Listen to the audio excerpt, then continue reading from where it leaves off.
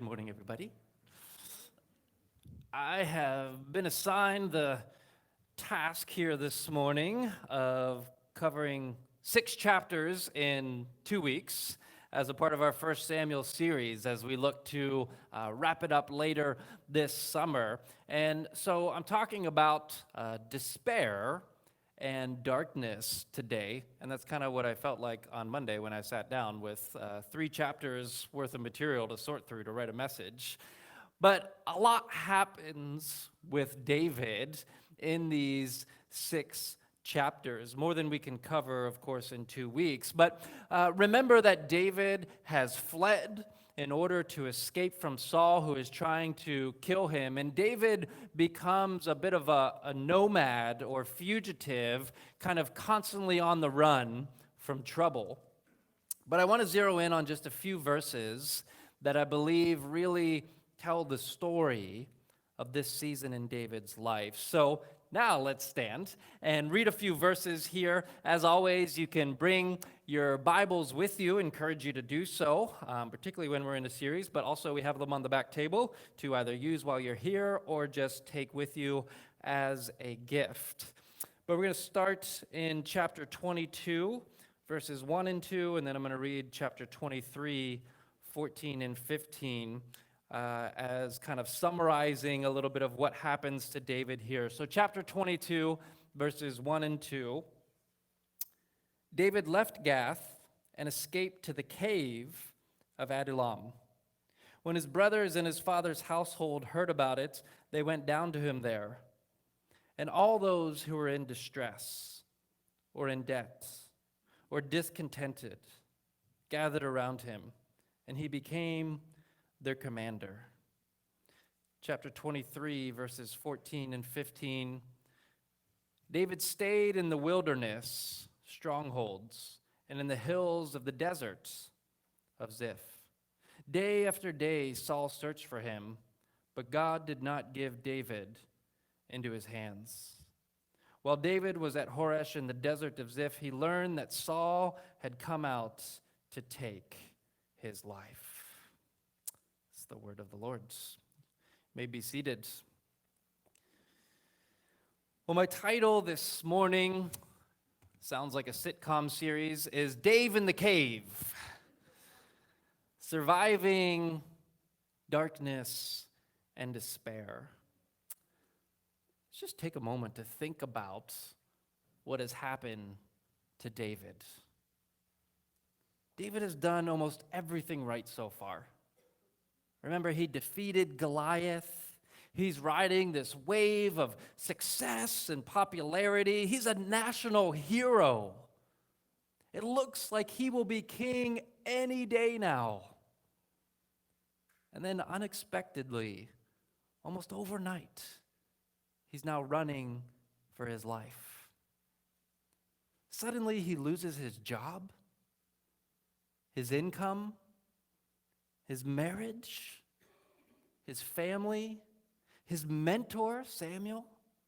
He has to leave his best friend, Jonathan, and he goes from people singing songs about fugitive on the run, living in caves in a foreign land and hanging out in the deserts. I mean, David, God's anointed and chosen one, is living in caves in the wilderness to escape from Saul. So if it was this way for David, a man after God's own heart, God's chosen king and the chosen family line from which he would bring forth the Messiah, if David had to spend time in the cave and learn how to survive the despair of darkness, might it be that we also will at some point experience the darkness of the cave in our Christian discipleship? We will all spend time in the cave. But what is the cave? Well, the cave is the valley of discouragement, the darkness of despair, a place where we wonder, like David, has God forgotten me? What has happened to my life? The cave of our life, it could be a number of things. It could be a lost job, the shattered dreams of your ideal family life, loss of a spouse or a breakdown of a marriage, a shocking diagnosis, a broken friendship. Right? The cave is where you feel like everything is crashing down upon you and closing in on you. Have you ever been in the cave? Could be a season of, depression or perpetual discouragement where all hope feels lost. But whatever the case is, the reality is we will probably all spend a season in the cave. And the question isn't whether or not we'll experience the despair and darkness of the cave. The question is, how will we respond? Tragedy strikes our family. A marriage falls apart. A child rebels. We're on the brink of financial ruin. Our mental state is in chaos. We're in the cave. What are we going to do? Or more importantly, will we let God into the cave to do his work? Because here's a biblical truth. God does some of his greatest work in the cave if we let him. And David does let him. And so this week, as well as next, when we look at the next 3 chapters, I'm going to explore what we can learn from David in this season of life, living in the cave as well as dwelling in the desert. And today I want us to see how David first finds comfort from God in the cave. And then second, how he turns his brokenness into beauty. So first, let's talk about finding comfort in the cave. Experiencing God as refuge.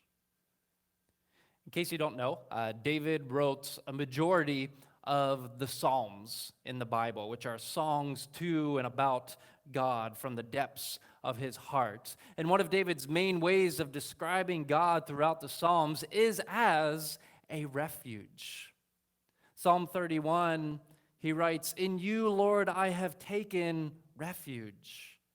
Turn your ear to me. Come quickly to my rescue. Be my rock of refuge, a strong fortress to save me. Since you are my rock and my fortress, keep me from the trap that is set for me, for you are my refuge." In Psalm 59, verse 16, and the superscription above the psalm explains that this was a time when Saul sent men to kill David. That's the context of David writing this. And David says, "But I will sing of your strength. In the morning I will sing of your love. For you are my fortress, my refuge in times of trouble." So I think the truth and the lesson here is sort of obvious, even if difficult. That we can't experience God as our refuge, our shelter in times of trouble, if we've never experienced trouble. Those who are in need of a shelter are those who are experiencing the cold night and the darkness of the cave.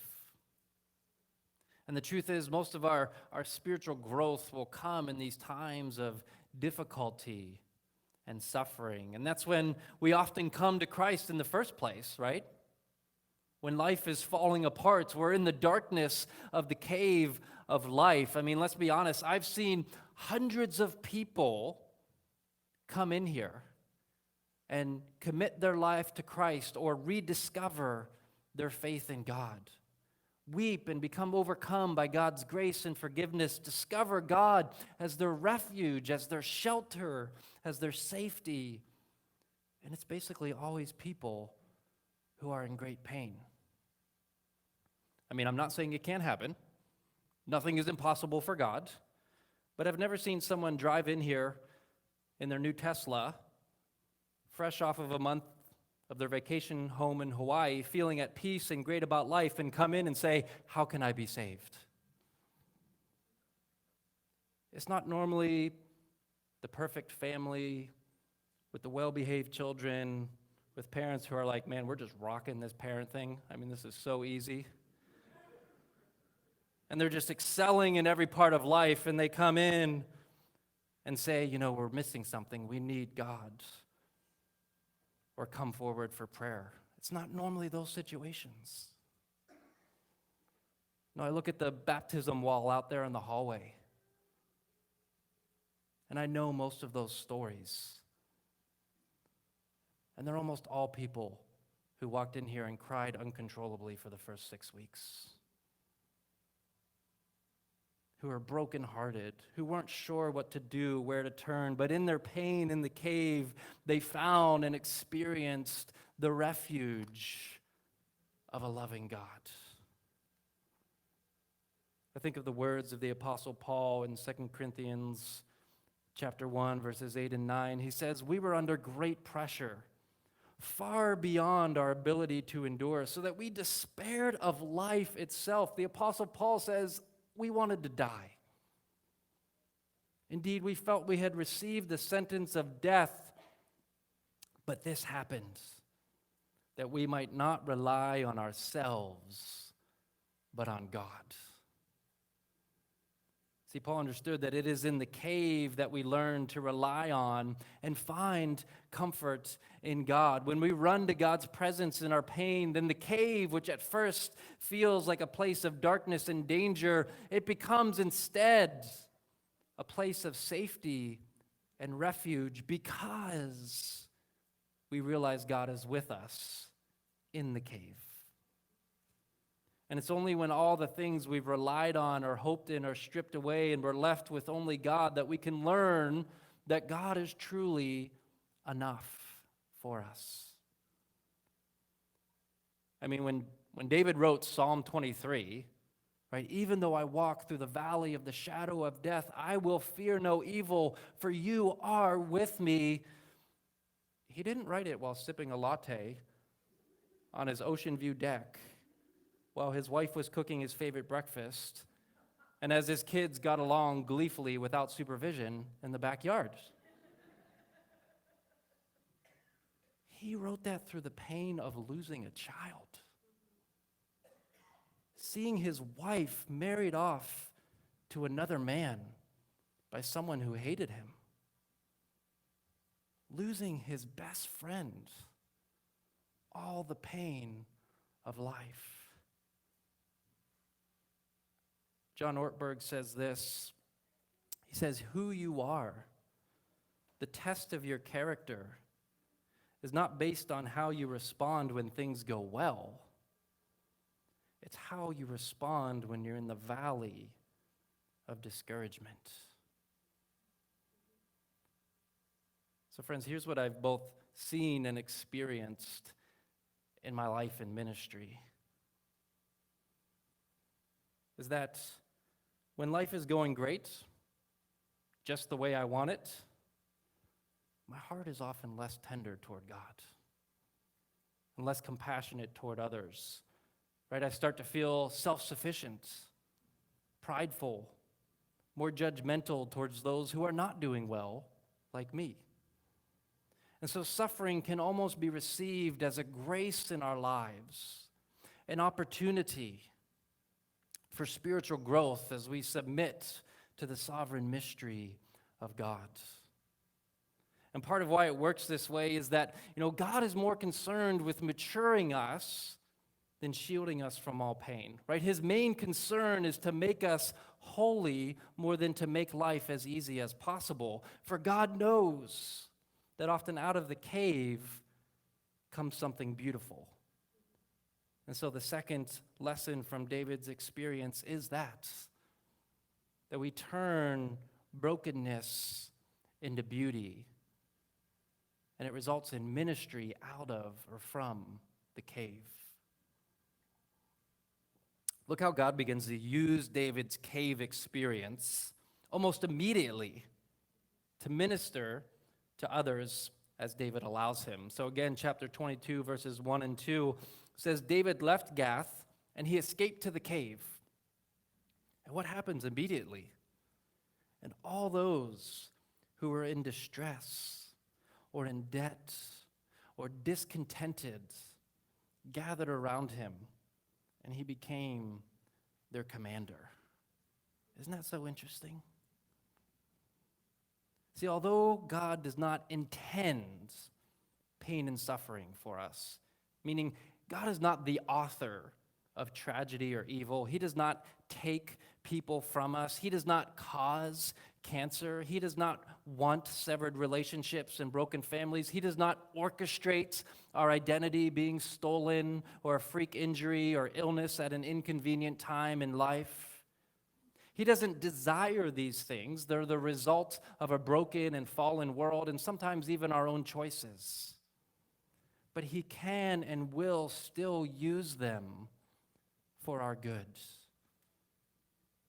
if we let him, to form and shape and test our character and ultimately to help us to minister to others. I mean, I don't think God wanted Saul to become insanely jealous and want to kill David so that David had to go hiding in caves in the deserts. That wasn't God's ideal plan, but you better believe he used David's time in the cave to prepare him for what he had ahead. And if we had the chance to interview David, I'm pretty sure he would say, if I had the choice, I wouldn't trade my time in the cave. For that's where God formed me and shaped me and prepared me for the calling that I have. See, God's plan, and I would add my job as a pastor, is not always to take away people's pain. It's to help them see and find God in their pain, and then be able to share their pain and bless others through it, the way David does here. I mean, his heart, it grows for the distressed and the discontented, others who are in the cave of life, just as he himself is experiencing his own distress and hurt.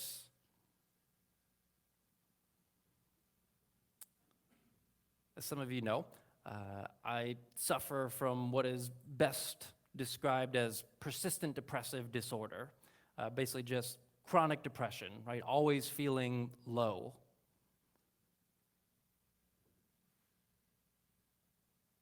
And with getting, proper help and the right medication over the years, I'm now what you might call a high-functioning depressive. But before getting proper help, back in 2015, I found myself in the depths of despair, nearly immobilized, honestly sort of hanging on for dear life, quite literally. I was in the deep darkness of the cave, and it was shattering for me. Right? I'd try to reason with God. God, how can I lead your church when I'm feeling this way? God, do you know how much more effective I could be?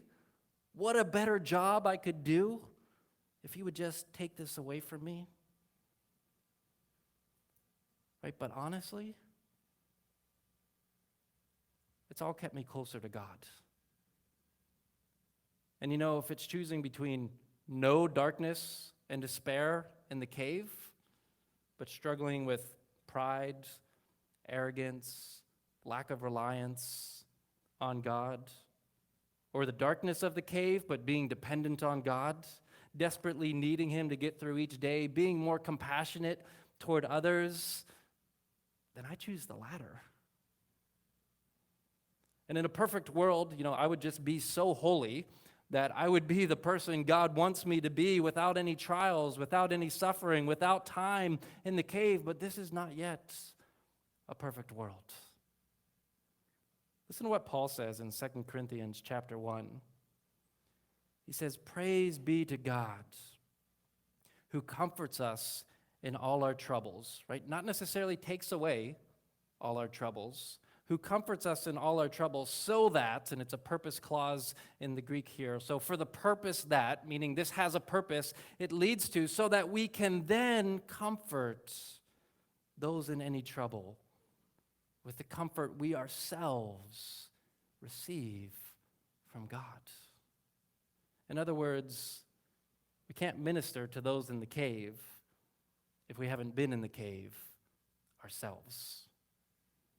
But if you allow God into the darkness and despair of the cave, into those hurts and wounds, and allow his healing, it has the potential to become one of your greatest ministries to others if you let God, just as it was for David.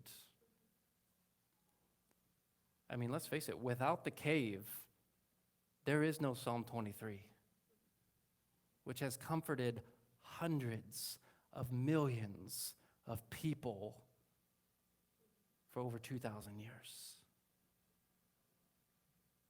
And the ultimate example of all of this, of life in the cave and then being able to understand and sympathize with others, is Jesus himself. And so that's where I want to close, with Christ in the cave. Part of the beauty of the Christian gospel was that Jesus himself, quite literally, experienced the darkness of the cave, so that we would never doubt that he is with us in the cave.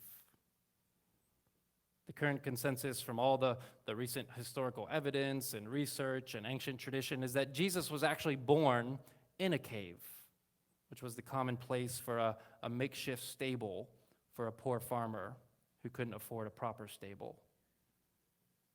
So there's Jesus, born out in the cold and darkness of a cave, to very young parents, birthed in a difficult situation among animals and strangers, in an unsafe, unsanitary environment. And it is in that cave, what looked like a hopeless situation, that the hope of the world and light of the world was born, and ultimately our redemption made possible. And then where was Jesus' body buried after feeling abandoned and being crucified by the people? In a cave. But what came out of that cave? Resurrection life. The gospel teaches us that the cave is never the end of the story, right? The cave is temporary. For all who hope in Jesus will experience resurrection life. And so I know there is just unimaginable, almost unbearable amount of pain and unspeakable tragedy in this world, in people's lives, and in this room. So many fragile and broken hearts and souls, so much dysfunction in our world, so much hurt caused by others. But I want you to know that you're not alone in the cave. We're here with you, and most importantly, Jesus is with you in the cave. And there's almost nothing more beautiful than someone who is regularly bringing their pain and, yes, even all their questions and frustrations into the presence of God and into conversation with God, the way David does here. So let me just close by taking you to Psalm 142 as the band comes up.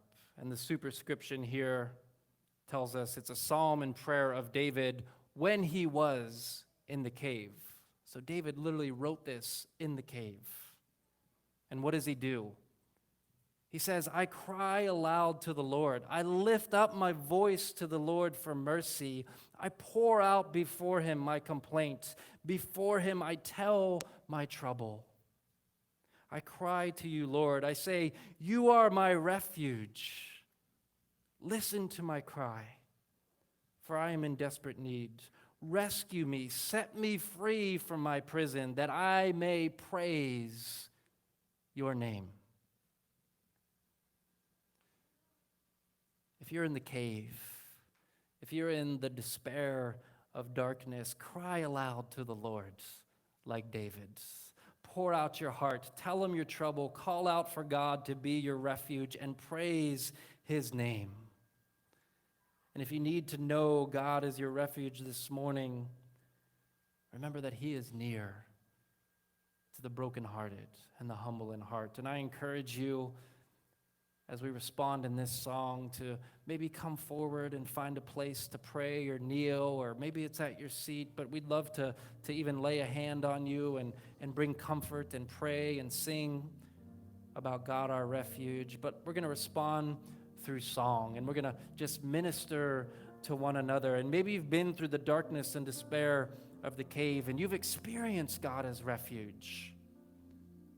Well, you might spend this time asking God, how can I use the comfort I've received from you in the cave? Maybe you're not in the cave right now in this season in your life, but God, how can I comfort others who are in the cave?